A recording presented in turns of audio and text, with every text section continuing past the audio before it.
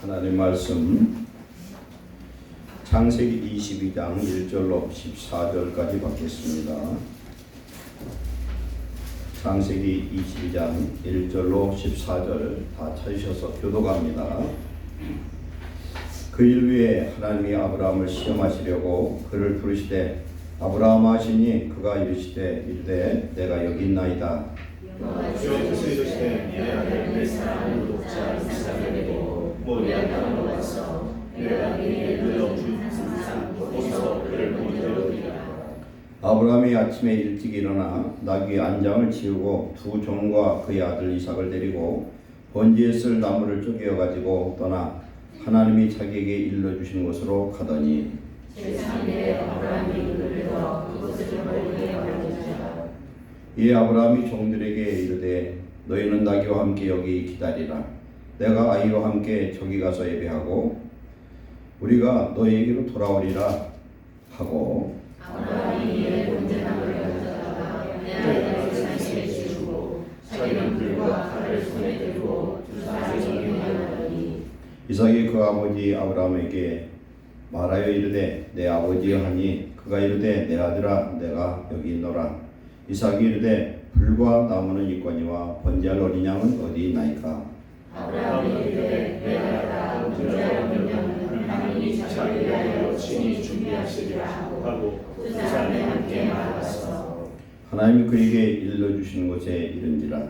이 아브라함이 그곳에 제단을 쌓고 나무를 버려놓고 그의 아들 이삭을 결박하여 제단 나무 위에 놓고 손을 내밀어 칼을 잡고 그 아들을 잡으라니 여호와의 사자가 하늘에서부터 그를 불러 이르시되 아브라함아 아브라함아 하시는지라.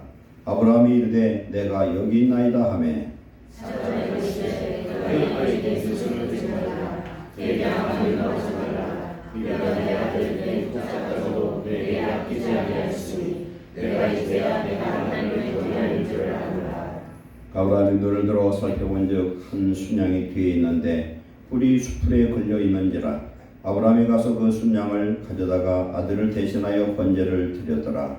아브라함이 이 땅을 여호와의 하였으므로 오늘날까지 사람들이 이르기를 여호와의 산에서 준비되리라 하더라. 아멘. 기도하겠습니다. 사랑하는 하나님, 오늘 주시는 귀한 축복의 말씀, 생명의 말씀, 언약의 말씀을 주심을 감사합니다. 이 시간 우리들의 심령이 준비되게 하시고 아브라함의 믿음으로 변화되게 하시고 이 시간 하나님을 기쁘시게 하는 주의 자녀로 은혜 받고 새로운 인생의 길을 열어 주옵소서. 하늘 문 열어 주옵소서. 우리의 마음을 열어 주옵소서. 우리의 인생문을 열어 주시옵소서. 하나님의 말씀을 아멘으로 순종하는 주의 백성들 되게 하옵소서. 이 시간 주의 성령의 은혜와 능력을 더하시고 사랑하는 성도들의 마음을 열어서 하나님의 말씀을 받고 순종하여 아브라함 같은 믿음의 축복자들 되게 하옵소서. 예수님의 이름으로 감사하며 기도하옵나이다. 아멘. 지난주 말씀 받겠습니다. 하나님이 주신 할례 언약의 축복이라는 제목으로 나눴는데 할례라는 것은 끊어버리다 이런 뜻이에요. 찢는 것이죠. 남자의 포경수술과 같은 건데 아이를 낳으면 8일째 되는 날 할례를 하는데 8일째 하는 데는 이유가 있다. 통증이 가장 약하고 출혈이 곧 멈춰질 수 있는. 그래서 나이가 들수록 고통이 오래가지만 8일째 낳은 아이를 할례를 하면은 금방 통증도 없어져서 젖을 먹고 잊어버린다는 겁니다. 그러면 할례는 무엇을 의미하느냐? 끊어버리는 것인데 남자의 성기 포피를 잘라낸다는 것은 더러운 것을 버리는 것입니다. 즉 죄악을 버리고 옛사람을 버리는 그런 의미가 있고 8일이라는 것은 새롭게 하는 부활의 숫자입니다. 그래서 할례는 거듭남의 의미가 있다. 그리고 옛사람을 죽고 새사람이 되는 의미가 있기 때문에 이것은 할례를 통해서 하나님께서 새로운 피조물 완전한 자가 되어서 거룩한 하나님의 백성이 되고 그제 이후로는 이제 영적인 번성을 이루는 축복자가 되는 하나님의 언약인 줄 믿습니다. 이 할례 언약은 오늘날 세례와 똑같습니다. 아브라함이 하나님을 믿음으로 의로워졌는데 그 의를 인치는 것이 할례입니다. 우리가 세례를 받는 건 이미 예수 그리스도를 나의 구주로 영접한 자가 세례 의식을 하는 것과 같다. 우리는 할례 언약의 축복을 통해서 오늘 우리가 생육하고 번성하는 영적 축복자 되시기를 축원합니다. 오늘 말씀으로 들어갑니다. 하나님의 인정을 받은 아브라함의 믿음이란 제목으로 오늘 은혜를 나누겠습니다. 성경에 보면은 하나님의 인정받은 사람들이 여러 나와요.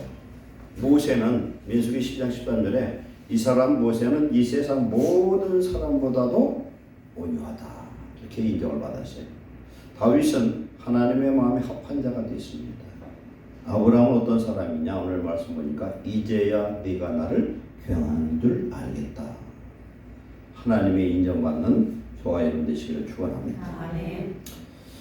오늘 창세기 22장은 아브라함 신앙의 클라이막스예요. 최고의 정점입니다. 그래서 오늘 이 말씀을 보면은 하나님이 참 행복하셨겠구나 그런 생각을 하게 됩니다. 제가 이렇게 목회하다 보니까 하나님의 마음을 주의 종에게 주시거든요. 근데 성도들이 어떤 일을 할 때에 제 마음에 흡족할 때가 가끔 있어요. 그래서 그건 제 마음이 아니라 하나님이 기뻐하시는구나. 그걸 깨닫게 됩니다. 창세기 21장과 22장 사이에는 약 20-30년의 공백이 있습니다. 아브라함은 긴 시간 동안 하나님의 약속을 받았어요. 75세에 약속을 받았는데 100세가 되어서 이삭을 하나님이 보내주셨죠. 그런데 이삭을 낳고 나서부터는 아주 이삭 사랑에 빠져 있었던 것 같아요. 긴 기간에. 그래서 한 20-30년 이상의 공백 속안에 하여튼 행복했던 것 같습니다. 그런데 막상 이삭이 태어나니까 얼마나 이쁜지 귀여운지 이거 말할 수가 없어요. 100살에 아들 낳는데 얼마나 이쁘겠어요. 아들을 몰라도 손주들이 이쁜 것을 제가 느끼겠는데 100살에 낳은 아들은 이건 손주도 그런 손주가 없어. 하나밖에 없어요. 그걸 하나님이 약속을 주셔서 낳을 수도 없어요. 이미 사라는 경수가 끊겼고 이건 할 수 없는 일이 하나님의 약속을 통해서 주신 아들이지만 이렇게 푹 빠져 살고 있었다는 겁니다. 그런데 이게 문제가 되는 거예요. 뭐가 문제냐? 너무 이삭이 이쁘다 보니까 하나님은 뒷전이고 이삭이 우상이 되는 거예요. 우리가 예수님 믿으면서 자식이 있는 사람들을 보면은 자식이 우상인 경우가 많아요. 아브라함은 그런 게 아니에요. 자식을 위해서는 뭐든지 하는데 하나님이 뭐라고 하면 안 들어. 그렇게 우상인 거예요. 오늘 아브라함 같은 믿음을 가지시기를 축원합니다. 하나님은 이 이삭이 우상이 되는 것을 해결하고 싶었어요. 그래서 테스트해보고 싶은 거예요. 아브라함의 믿음이 과연 어떤 믿음인가? 근데 테스트해봤더니 하나님이 너무 기뻐하셨어요. 하나 삐뚤어지지 않게 100점을 맞은 줄을 믿습니다. 저와 여러분이 하나님 앞에 100점 받는 그런 믿음을 가지시기를 축원합니다. 하나님을 기쁘시게 하면은요 우리 인생의 모든 문제가 열어지는 줄 믿습니다. 하나님이 아브라함을 테스트했어요. 영어로 테스트예요. 테스트는 시험 보는 거예요. 시험은 100점 만점에 몇 점을 맞느냐 이거거든요. 근데 아브라함 제가 볼 땐 100점짜리예요. 제가 이스라엘 갔더니 갈멜산 기도원이 있는데 거기를 가보니까 기도원 앞에 큰 상이 있어요. 이렇게 했는데 그게 뭐냐면 아브라함이 이삭을 번제로 드리는 그런 상이에요. 그런데 재밌는 것이 아브라함이 칼을 딱 들고서 이삭을 지금 죽이려고 들었는데 칼끝을 천사가 딱 잡고 있어. 오늘 말씀 보면 아브라함아 아브라함아 네 자식 이삭의 손도 대지 말아라. 하고 쳐다봤더니 그게 뭐가 있어요? 수풀에 걸린 순양이더라. 하나님이 급하셨던가 봐. 천사가 이미 아브라함의 칼끝을 붙들고 있어서 찔러 죽지 않게 했고 죽어도 살리는 하나님의 능력도 있습니다. 이 테스트가 있고요. 마귀가 우리를 시험하는 또 시험이 있는데 한글 시험은 그 말을 들어봐야 할 수가 있어. 마귀의 시험은 템프테이션이에요. 유혹하고 미혹하고 죽이려는 시험이에요. 그리고 또 하나님이 하는 시험이 또 하나 있는데 뭐냐면 시련, 트라이얼이라는 훈련이에요. 이것도 하나의 시험입니다. 첫 번째, 오늘 하나님은 아브라함을 시험하셨습니다. 왜 시험했느냐? 누구를 더 사랑하느냐? 누구를 더 사랑하느냐? 하나님은 알고 계시지만 그래도 확증을 받고 싶으셨던 것 같아요.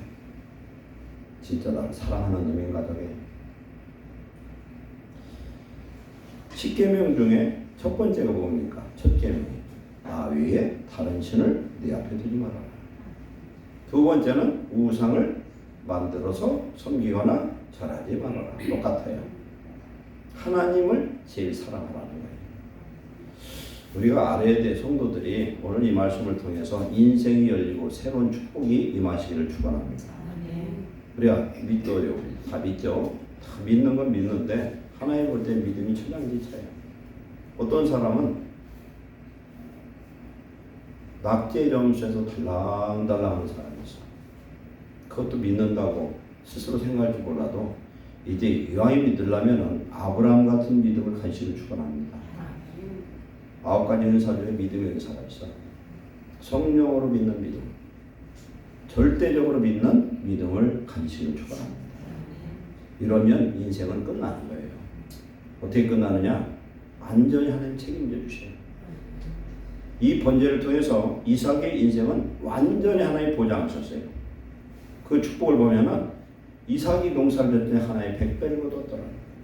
이삭이 가는 동안 하나님 형통한 축복 주셨어요. 왜?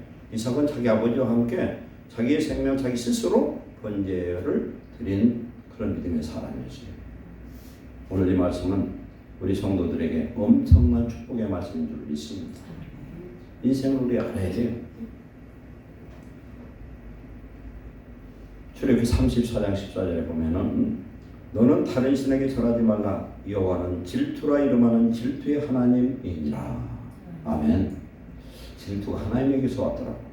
여자들 질투가 심하거든요. 근데 그 질투가 다 나쁜 건 아닌 것 같아. 그렇죠? 질투는 때로는 필요할 때도 있어요. 하나님은 사람을 왜 만들었어요? 사랑받으려고 하나님 만드셨어요. 당신의 모양과 형상을 따라 만들고 그 코에다가 하나님의 생기를 불어넣으셔서 그래서 하나님과 같은 인격과 영격과 그 모양과 형상을 닮은 사람이 됐어요. 그러면서 하나님은 에덴을 만들어 놓고 항상 거기서 함께 하셨어요. 하나님 우리에게 요구하는 건 동행입니다. 하나님 사랑하는 거예요. 예수님이 요한복음 13장 34절 새 계명을 너에게 쓰노니 내가 너희를 사랑한 것처럼 서로 사랑하라. 너희가 서로 사랑하면 세상 사람이 너희를 나의 제자인 줄 알 것이다. 사랑이에요, 하나님. 그래서 요한일서에 보면 하나님은 사랑이시라, 하나님은 빛이시라, 하나님의 그는 어둠이 조금도 없으시도다. 아멘. 이 사랑의 하나님. 그런데 하나님이 다른 건 몰라도 사랑만큼은 빼앗기고 싶지 않으신 거예요. 그렇잖아요. 마태복음 22장 37절에 바리새인과 서기관들이 예수님께 와서 시험을 합니다. 무엇이 가장 큰 계명입니까? 하고 물어봤더니 20장 37절에 예수께서 이르시되 네 마음을 다하고 목숨을 다하고 뜻을 다하여 주 너희 하나님을 사랑하라 하셨으니 이것이 첫째 되는 계명이요. 둘째도 그와 같으니 네 이웃을 네 자신같이 사랑하라 하셨으니 이 두 계명이 온 율법과 선지자의 강령이니라. 아멘. 그럼 뭐예요? 온 율법과 선지자 구약의 모든 말씀의 최고 강령이라고 별이 강자인데 최고의 계명은 사랑의 계명이라. 하나님을 사랑하면은 하나님이 사랑하시는 그 자에게 모든 걸 다 주실 수 있어요. 그 사랑은 첫째는 뭐예요? 지켜 순종하는 거예요. 지켜 순종. 대한민국 국민인데 국민의 혜택을 못 보는 사람들이 있거든요. 그 사람들 어디에 있어요? 교도소에 가면 있어요. 왜 그래요? 법을 어겨서 그런 거예요. 하나님의 법을 다 지키면 하나님이 만든 축복의 그 범위 내에서 자유하고 능력 있고 권세 있는 축복을 누리게 될 줄로 믿습니다. 그래서 하나님은 이 아브라함이 자기가 주신 아들 이삭 때문에 아주 그냥 쏙 빠져 있는 것을 보고 마음이 좀 안 좋으셨던 것 같아요. 그리고 21장하고 22장 사이에 보면은 수십 년 기간 동안 하나님 앞에 예배드렸고 뭐가 특별한 것들이 없어요. 평범했어요. 그냥. 이걸 보면 어떻게 보면 하나님과의 관계가 좀 소원해지지 않았나 이런 생각도 들어요. 하나님이 여러분 축복을 엄청 쏟아줘서 그랬더니 감사 한번 하더니 그 다음부터는 이제 하나님 앞에 간절함도 없고 예배도 안 하고 막 그래요. 그러면 하나님 후회하실 수도 있어요.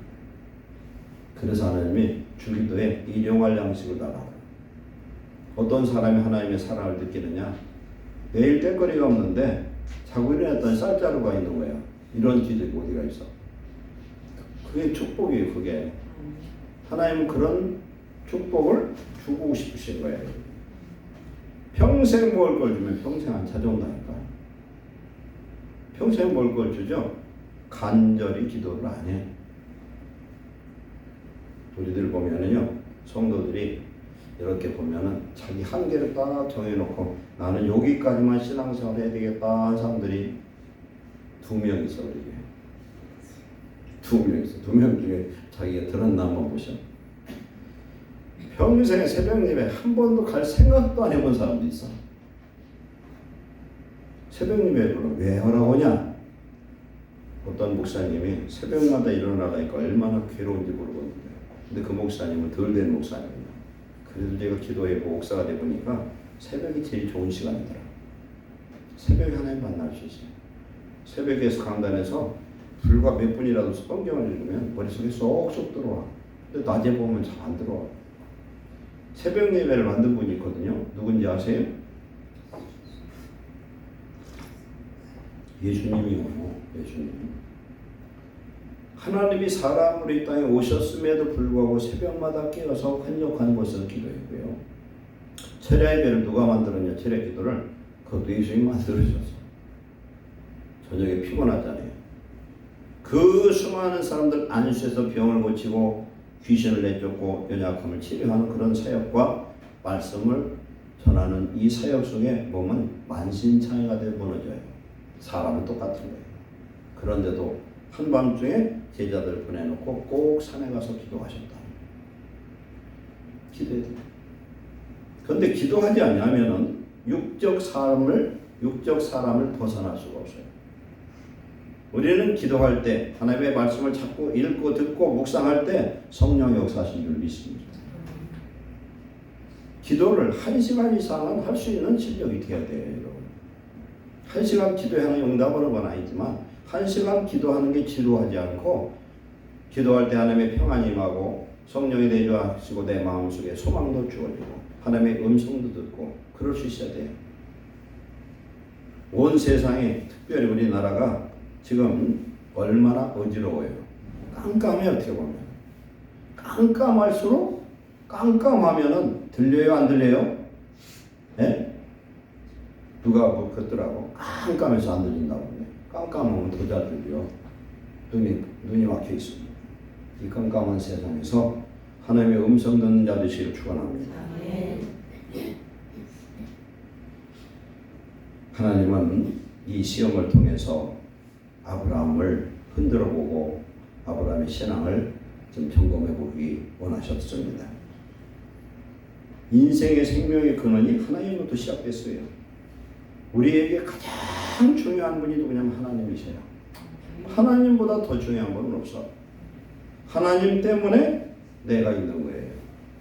하나님으로 말미암아 우리가 생겼고 우리 인생에 생명을 주시고 그 다음에 이삭을 주신 분이 누구예요? 이삭을 주신 분이요. 하나님이셔요. 이삭을 주신 분이 하나님이셔요.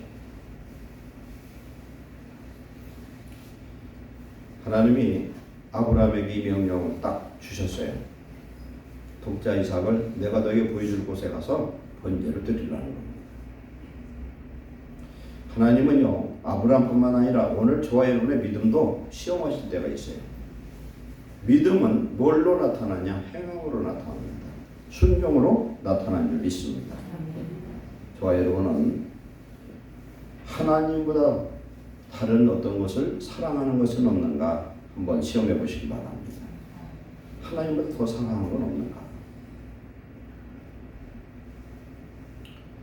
가룟 유다는요, 살아계신 하나님 메시아를 만나서 그가 한 짓은 뭐냐면 돈꾀를 담당하는 돈 회계장로였어요. 돈꾀를 그걸 관리하면서 틈나는 대로 돈을 훔쳐가는 도적이었어요. 근데 마지막에는 예수님을 팔아먹어서 예수님 몸값이 당시에 종 한 사람의 몸값이에요. 이런 사람이 있어요. 시험에 넘어져서 예수님을 사랑하는 것이 아니라 예수님 팔아먹는 자도 있더라. 부활하신 예수님이 제자들을 어디서 만납니까? 갈릴리 호수에서 만나요. 부활하셨다는 사실을 알면서도 제자들은 전부 다 갈릴리로 자기 본 직업을 찾아서 떠나버렸어요. 끈 떨어진 연처럼 다 떠나버렸어요. 근데 갈릴리 호수에 가서 예수님 미리 가서 떡을 굽고 물고기를 굽고 그들을 기다렸어요. 그때 예수님이 베드로를 찾아서 3번 묻습니다. 베드로야, 네가 나를 사랑하느냐? 다른 사람들보다 먼저 더 나를 사랑하느냐? 3번을 묻습니다. 그럼 뭘 말합니까? 예수님은 우리에게 요구하는 것은 더 사랑하라는 것입니다. 하나님을 더 사랑해라. 세상도 아니고 자녀도 아니고 돈도 아니고 우리 예수님은 하나님을 더 사랑하는 자가 되기를 축원합니다. 그러면 우리가 무엇을 사랑하느냐에 따라 달라요. 사람이 돈을 사랑하면요, 그 사람 얼굴 보면요, 돈독이 걸린 거 알 수가 있어요. 하나님을 사랑하면은 하나님이 만든 세상 모든 걸 하나님 다 주실 줄 믿습니다. 그렇잖아요. 아버지가 과자를 사다 줘서 아들 둘이 있는데 도는 걸 사다 줬는데 한번 시험해 보라고, 야 맛있냐 했더니 맛있대. 뚜껑 먹어보면서 아버지한테 사다 준 아버지한테는 아무것도 안 줘. 저만 처먹어 그냥. 근데 하나 달라고 했더니 한 놈은 주고 한 놈은 안 줘. 이게 뭐예요 이게? 먼저 주는 자가 축복이고, 그래도 달라고 하면 한 번 주는 놈이 그 다음 축복이고, 달라 해도 안 주는 놈은 그 다음에는 안 사다 줘. 이 하나님의 마음을 알아야 됩니다. 성도들이 사랑하는 건 뭐냐면 요한일서 2장 15절로부터 말씀 보면은 이 세상이나 세상인 것들을 사랑하지 말아라. 누구든지 세상을 사랑하면 아버지 사랑, 하나님의 사랑이 그 안에 있지 아니하니 이는 세상의 모든 것이 육신의 정욕, 안목의 정욕, 이 세상의 자랑이니 이건 아버지께로 온 것이 아니라 세상 마귀로부터 온 것이라. 이 세상도 정욕도 지나가되 오직 하나님의 뜻을 행하는 자는 영원히 거하느니라. 아멘. 야고보서 4장 4절에는 세상을 사랑하지 말라 그랬어요. 세상을 사랑하는 것이 가능한 것 같고 세상 사랑하면은 하나님과 원수가 된다. 이렇게 말씀합니다. 아브라함은 무엇보다도 하나님을 사랑하는 그 믿음을 증명한 줄 믿습니다. 이 인정받는 성도 되시길 축원합니다. 두 번째는 이 사건을 통해서 아브라함은 어떻게 했어요? 즉시 순종했다. 이건 뭐예요? 아브라함이 확실한 믿음이 있다는 거예요. 아브라함이 22장 올 때까지 12장부터 12장, 13, 14, 15, 16 쭉 올라오면서 하나님을 만났어요. 하나님이 누군지를 알게 됩니다. 그런데 그런 아브라함이라도 100세에 낳은 아들이 이 뒤에 나오지만은 야살의 책에 보면은 야살의 책이 뭐냐면 야살은 의인이란 뜻이에요. 성경에 여호수아 10장과 사무엘상 1장에 나타난 야살의 책이라는 그 책이 있는데 이건 구약의 아담부터 쭉 나오는 성경에 없는 믿음의 사람 의인들에 대한 기록이 된 책에 보면은 이때에 이 번제를 드린 이 시점이 언제냐면은 아브라함이 137세였어요. 그때라고 얘기하고 있습니다. 3장에 보면 사라가 127세 죽어요. 그러면 그때 아브라함 몇 살이에요? 137세예요. 그러면은 사라가 왜 죽었냐면은 아들 이삭을 번제로 드렸다는 소식을 들었는데, 야살의 책을 보면 성경은 아니지만 참고를 하라고 이제 말씀드리고 싶은데, 그랬는데 그 드렸다고 하는 그걸 보고 사라가 기뻐했다는 거예요. 그런데 죽은 줄 알았는데 그 아들이 죽지 않고 오늘 이 말씀처럼 하나님이 살려주시고 여호와 이레로 살려주고 이런 아들이 죽지 않았다는 사실을 듣고서 너무 기뻐서 죽었대. 사람이요, 죽으려도 웃다 죽는 것도 괜찮은 것 같아요. 저는 어떤 때 막 웃을 때 보면 배가 아파서 죽을 것 같아요.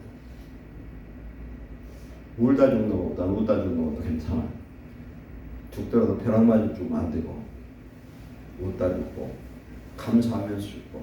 야곱은 어떻게 죽었어요? 침상머리에서 경배하다 죽은 줄 믿습니다. 그런데 하나님이 말씀하는 것은요, 사람 상식으로는 이해할 수 없어요. 줄 때는 언제고 하나님이 시기 질투해가지고 그 아들 갖다가 번제드리라는 거요, 어떻게 되는 거냐면은 사람 주교의 목을 따서서 피를 흘려요. 그러고 짐승을 번제로 드릴 때 뼈와 살을 갈라요. 그리고 조각조각 난도질해서 나무에다 태워서, 번자가 무슨 번제냐면 태울 번자예요. 우리가 1000번제 할 때 그 번자가 1000번 제단 쌓는다고 하는 줄 아는데 그게 아니에요. 솔로몬이 1000번 그 1000번제 드렸다고 할 때는 그것을 1000마리 회생으로 하나의 앞에 태워드린 거예요. 1000마리 회생. 조각조각 쪼개서 무엇을, 양이 아니에요, 자기 자식이에요. 살과 뼈를 갈라서 조각조각 그것을 번제로 드린다는 건, 이건 사람 상식도 이해할 수가 없고, 그런 하나님이 그런 하나님이라고는 인정할 수 없는 그런 일이에요. 그런데도 불구하고 아브라함은 즉시 순종했습니다. 절대적으로 순종했어요. 이유를 묻지도 않았어요. 이런 일은 누구하고 상의해야 돼요? 아내하고 상의해야 될 거 아니에요. 하나님이 이렇게 한다니까 나 갔다 올게 하면은 사라가 붙잡을 확률이 크죠. 당신 망령들은 나올 거예요. 당신 제정신이야 이거예요. 하나님이 생각을 해봐요. 하나님이 주신 아들을 갖다가 그렇게 하실 하나님이냐는 거예요. 이건 당신이 분명히 마귀역사다 이거. 분별해보라고 말해요. 그런데요, 하나님의 성령의 음성을 딱 들었어요. 우리가 들었는데요, 그걸 분별하고 3번 기도하면요 180 달라질 때가 있어요. 아브라함은 하나님의 음성을 들을 때 영적으로 들을 수 있는 영적 상태가 있었다는 걸 알 수가 있어요. 아멘. 하나님의 말씀을 들을 수 있는 길을 가지시기를 축원합니다. 이게 충동인지 감동인지 알아야 돼요. 뒤에도 말씀하겠지만은 하나님의 음성을 즉시 순종했어요. 아내와 상의 안 했습니다. 이것 보면은 아브라함은 하나님에 대한 절대적 신앙을 갖고 있었어요. 하나님을 절대적으로 믿었어요. 믿으면 순종할 수 있고 믿지 않으면 순종 못하는 거예요. 믿으면 순종할 수 있어요. 하나님의 생각을 지금 내가 이해하지 못할지라도 순종하는 것이 곧 믿음이고요. 아브라함은 하나님의 전능하심을 믿었어요. 히브리서 11장 17절에 보면은 아브라함은 시험 받을 때 믿음으로 이삭을 드렸는데 그는 약속들을 받은 자예요. 어떤 약속이에요? 아브라함은 네 후손을 통해 하늘의 무별과 그 다음에 바다의 모래보다 더 많은 후손이 생길 거다 하는 약속받은 사람이에요. 그런 외아들을 드렸어요. 또 하나님이 이미 그에게 뭐라고 말씀했어요? 네 자신을 칭할 자는 이삭이로 말미암는다 했어요. 그렇기 때문에 그가 하나님이 능히 이삭을 죽은 자 가운데서 다시 살리실 줄 생각한지라. 비유컨대 그는 죽은 자 가운데서 도로 받은 것이니라. 아멘. 요한복음 11장에 보면은 마리아의 오빠 나사로가 죽었어요. 예수님은 그 소식을 들어서 우리 오빠가 병들었어요. 와서 고쳐주세요 하고 사람을 통해서 전언을 했어요. 그런데 예수님이 들은 척도 안 하고 그냥 모른 척하고 있어요. 또 보냈어요. 이제 진짜 죽게 됐어요. 안 왔어요. 나중에 소식을 들었더니 죽었다는 거예요. 그러니까 예수님이 죽었다는 소식 듣고서 또 자유를 비우다가 며칠 만에 왔어요. 나흘 만에. 예수님은 3일 만에 부활했는데 나사로는 나흘 만에 부활했어. 나흘 만에. 나흘이면 그 지역의 날씨로 봐서는 푹푹 썩어서 냄새가 나서 이미 무덤에다 집어넣었어요. 이스라엘은 장례 절차가 어떻게 하냐면 우리가 3일장을 하잖아요. 거기는 죽자마자 갖다 매장해버려요. 왜 그러냐면 죽은 자는 부정한 자예요. 저와 여러분들 하나님 앞에 산자가 되고 죽은 자 되지 마시길 축원합니다. 산자는 어떤 산자예요? 내 안에 성령 충만한 자가 산자고 성령 역사가 떨어진 자는 죽은 자예요. 그런데 그때 예수님이 말씀하잖아요. 요한복음 11장 25, 26절에 나는 부활이고 생명이니 나를 믿는 자는 죽어도 살겠고 살아서 나를 믿는 자는 영원히 죽지 아니하리라. 아멘. 나를 믿으면 죽어도 살 거니까 네가 한번 봐라. 그랬더니 그 마르다가 그렇죠. 부활의 날에 살 겁니다 했더니 동문서답하는 거죠. 예수님 뭐라고 말씀합니까? 부활을 보여주려고 예수님은 썩어서 묻어질 때까지 기다렸다 이제 온 거예요. 하나님의 영광을 보이시려고. 그러면 온몸이 썩어서 신경 조직이 다 이게 흐물흐물해지고 그 다음에 육체도 썩었고 영은 빠져나오고 그런 것을 하나님은 살리신 줄로 믿습니다. 그러면 이것보다 더 큰 기적은 뭐냐? 마지막 날 부활 때는요. 형체도 없어. 내 몸뚱아리 어디로 가는지 모르는데 바다에서 땅에서 그 몸을 내줘서 부활할 줄로 믿습니다. 이런 하나님이 누구의 하나님? 다 같이 나의 하나님. 나의 하나님. 사무시기를 축원합니다. 믿으려면 제대로 믿고 이왕 믿으려면 제대로 축복받고 하나님을 기쁘시게 하는 아브라함의 믿음을 가지시기를 축원합니다. 우리가 믿음으로 순종하죠. 천사들이 앞서가요. 앞서가는 줄 믿습니다. 그래서 우리를 믿음으로 나아갈 때 하나님이 앞서가서 일하시는 역사가 임할 줄 믿습니다. 사무엘상 15장 22절에 보면 순종이 제사보다 낫다. 순종이 예배보다 나아요. 여러분들이 예배 드려 좀 와 있어. 앉아 있는데 순종은 하나도 안 해. 그러면 헛것이라는 거예요. 우리 할례 받는 거, 세례 받는 거 아무 의미가 없어요. 순종 안 하면 그 가짜인 것들. 순종하면 하나님 기뻐하실 줄 믿습니다. 제가 이 30년 정도 됐는가 봐요. 제가 사업하다가 한 2번 망했잖아요. 그때 좀 어려웠던 것 같아요. 그런데 여러 달 돈을 한 푼 10원도 못 벌어서 10원도 못 벌었는데 하나님께 기도를 했어요. 제가 하나님 너무 오시잖아요. 생활비는 주셔야 되지 않겠습니까? 기도를 했어요. 기도를 했더니 새벽에도 기도하고 늘 기도를 했더니 하나님 무슨 마음을 주냐면은 주혜종 목사님에게 좋은 양복 한 벌을 해드려라 그래요. 제 마음이 왔어 그게. 그래서 그때 사모 집사에게 김 집사한테 얘기를 했더니 그렇게 하자고 하더라고. 그랬더니 어떻게 생각하면 돈이 없는데 어떻게 양복을 해드려요 이게 참 말이 안 되고. 그리고 그 목사님을 내가 그렇게 존경은 안 할 때에 내가 그랬는데 그 감동이 온 거예요. 그래서 즉시 모시고 대전에 제일 큰 백화점에 모시고 와서 딱 사드렸어요. 사드리고 차 안에서 축복 기도를 해주시더라고. 차 안에서. 그런데 딱 드리고 나서 그 곧바로 하나님 물건을 여는데 놀랍게 부시더라고요. 순종이에요. 그렇다고 뭐 안 풀리면 저 양복 사주면 저 곤란하게 그러지 마시고. 세 번째, 가장 귀한 것을 주신 하나님께 가장 귀한 것을 드리는 믿음이었어요. 이삭을 누가 줬어요? 하나님 주셨어요. 아브라함에게 이삭은요, 이건 어느 정도 아니에요. 이건 생명보다 더 귀한 거예요. 우리가 자식이 잘났든 못하든 내 자식은요, 내 생명과 바꿀 수가 없어요. 그렇기 때문에 너무너무 귀중한 거예요. 근데 우리가 알 게 있어요. 이 세상에서 내가 잘 지키다가 죽을 때 가지고 갈 수 있는 건 아무것도 없어요. 우리 한문에서는 공술의 공수거라고. 적신으로 왔다 적신으로 가요. 사람이 아무것도 가진 것도 없이 왔다가 아무것도 없이 홀딱 벗고 가는 게 인생이에요.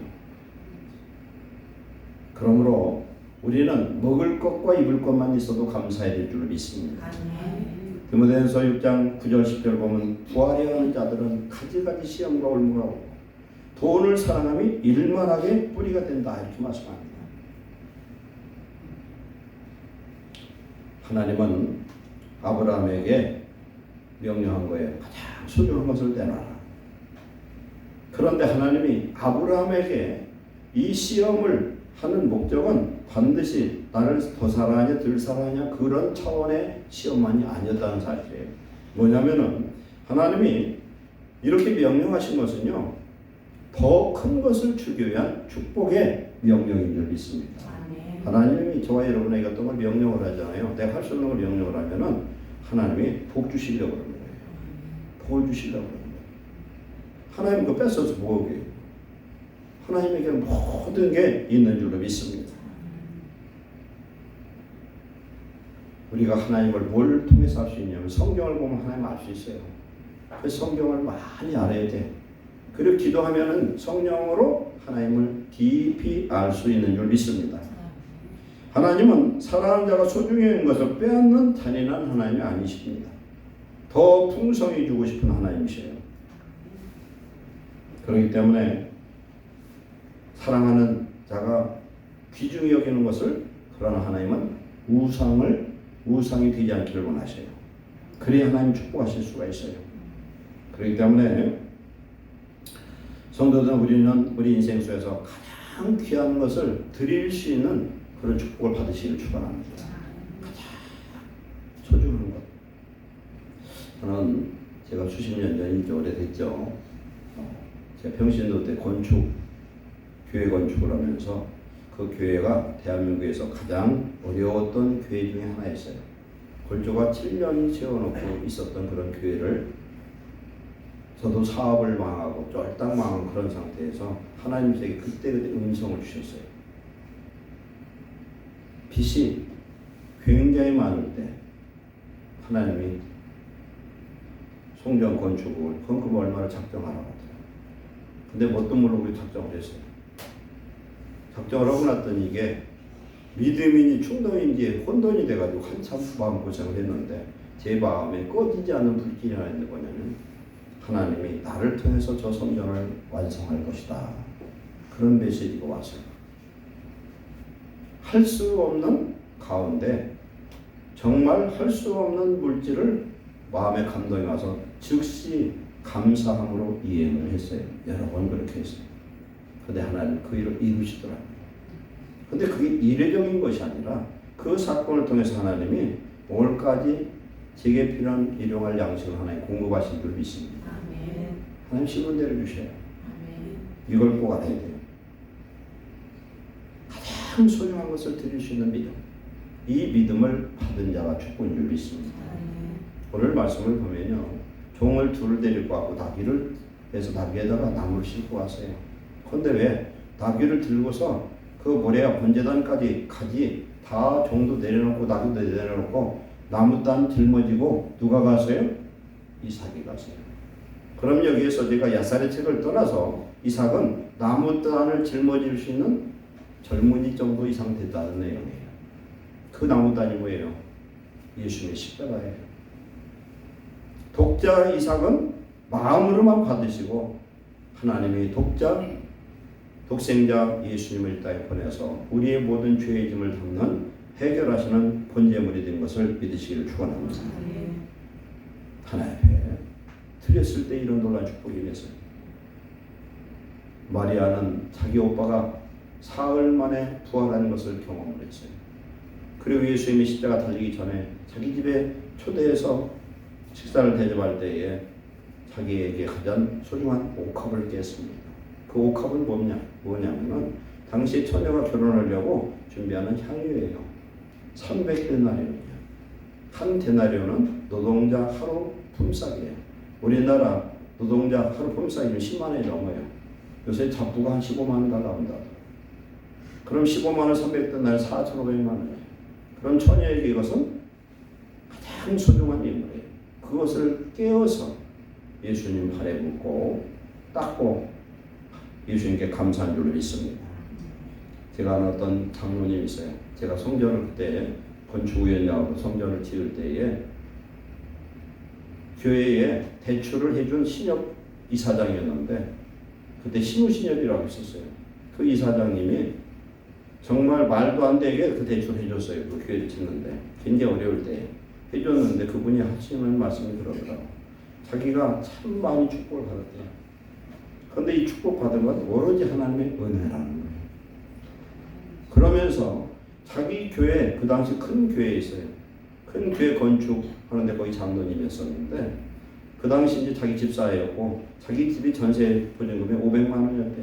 근데 성전을 짓는데 다 떨어지는데 자기는 할 게 없었대. 돈이 없었대. 전세 보증금을 빼서 바치고 달세로 갔대. 그러고 나서 하나님이 자기 평생의 축복을 하시더라는 거예요. 하나님은 우리의 마음을, 우리의 중심을 받으신 줄 믿습니다.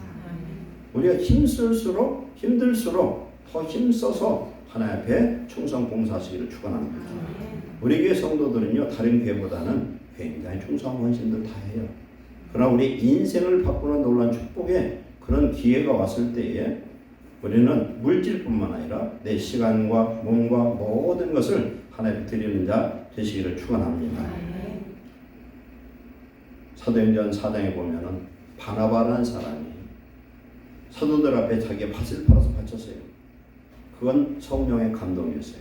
그것을 본 아나니아와 삽비라가 자기도 그것을 감동이나 충동을 갖다 바쳐놓고서 그 물질 중에 반을 떼어서 숨겨서 그때 베드로가 그 남편이 왔을 때 이게 다냐 했더니 그렇다는 거예요. 그래서 즉시 죽어버려서 그 다음에 그놈을 장사전에 온 사람들이 돌아올 때쯤에서 아내가 와가지고 이것이 다냐 했더니 그렇다는 거예요.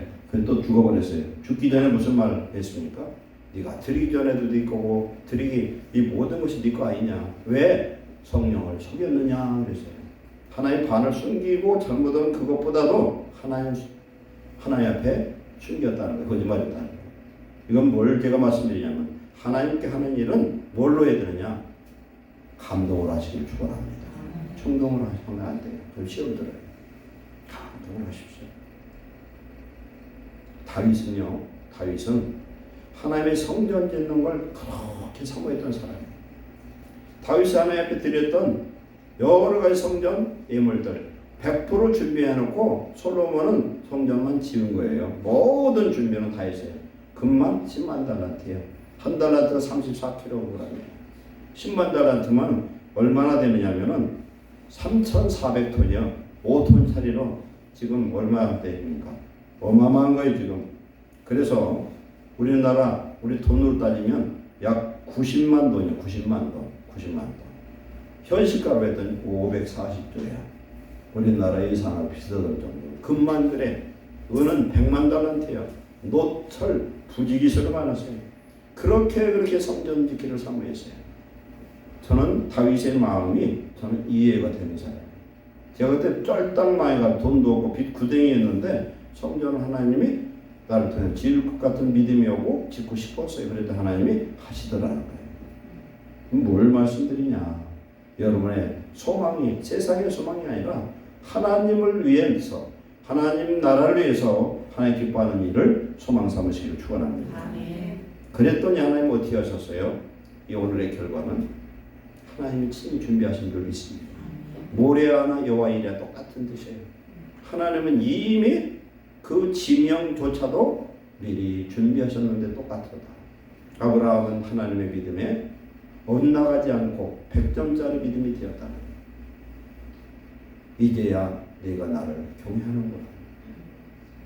여러분들 삶 속에서 하나님이 나에게 무엇을 요구를 하실 때 성령으로 감동하는 건 절대 놓치지 마시길 축원합니다. 내 생명이 내 거라고 생각하면 오산이에요. 나는 언제 죽을지 몰라요. 내가 죽으면 내가 갖고 있는 모든 물질도 자식도 내 재능도 얼굴도 건강도 다 내 거 아니에요. 하나님이 내게 맡겼고 우리는 청지기에 불과하다. 하나님이 내게 무엇을 요구하든 하나님의 마음을 시원케 하는 충성된 일꾼, 하나님의 명령에 절대 순종하는 아브라함 같은 귀한 축복자 되시기를 축원합니다. 이 말씀 하나 더 하고 마무리하겠습니다.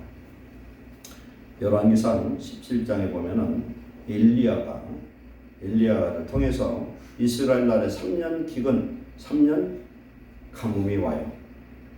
이 기근 속에서 하나님이 엘리야를 누구한테 보내냐면 저 시돈 땅에 있는 사브랏 과부에게 보내요. 내가 그 여자에게 너로 하여금 3년간 먹을 것을 예비해 놨으니 가서 먹으라고 해서 가봤더니 기가 안 막힌 거예요. 여인을 만났는데 나뭇가지를 줍고 돌아다니 왜 그러냐 했더니 이걸 가지고 지금 가루에 통이 조금 가루가 남았고 그 다음에 기름병에 기름이 조금 남았는데 이놈을 가지고 나무로 불 떼가지고 지금 빵을 만들어서 마지막으로 먹고 죽을랍니다 하는 거예요. 아니 간에 벼룩을 빼먹어도 이건 시원찮 이게 말이 돼요? 그런데 하나님이 엘리야에게 뭐라고 합니까?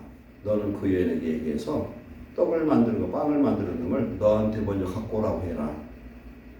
그렇게 명령을 했더니 먹고 죽으려고 하는 것을 주의 종한테 먼저 바치라는 거예요. 갖다 드렸더니 엘리야가 먹고 나서 통에 가루가 3년 반 동안 끊어지지 않아요. 통에 기름이 3년 반 끊어지지 않는 축복을 주신 줄 믿습니다. 하나님 축복이 하나님인 걸 믿으시기 바랍니다. 우리 인생을 부르셨어요. 이미 우리는 애굽에서 죄악의 소리를 불러주셨어요. 입을 크게 여시고 하나님 우리 통해 명령하신 일을 순종하는 자 되어서 여호와 일의 축복을 누리는 귀한 축복자 되시기를 축원합니다. 기도하겠습니다. 사랑하는 하나님 감사합니다.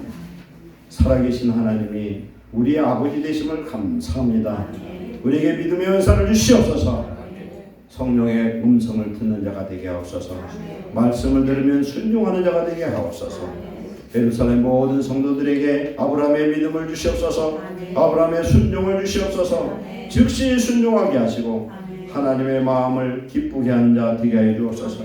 우리의 인생에 하나님을 기쁘시게 하고 하나님의 나라와 일을 이루며 하나님의 천국을 확장시키는 주의 제자들 되게 하옵소서. 여호와 일의 하나님을 날마다 경험하는 주의 백성 되게 하옵소서. 예수의 이름으로 축복하고 기도하옵나이다. 아멘.